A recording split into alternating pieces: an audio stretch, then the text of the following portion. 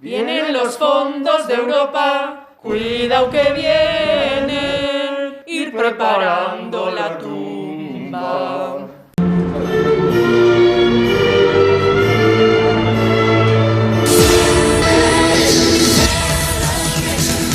Mañordua, Oparia, Norenzakola.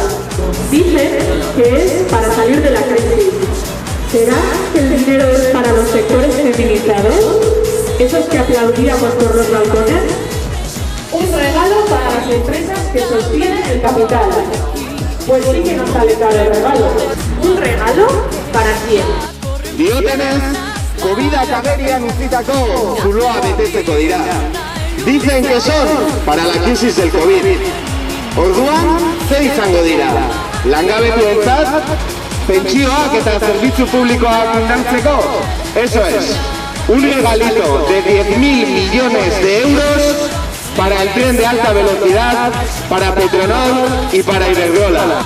Itzuli beharko den mailegua. Eta nork ordainduko ditu?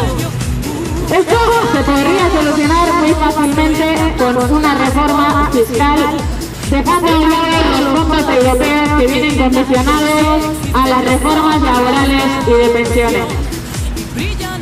Así podríamos repartir la riqueza, así podríamos desarrollar, reforzar los servicios públicos.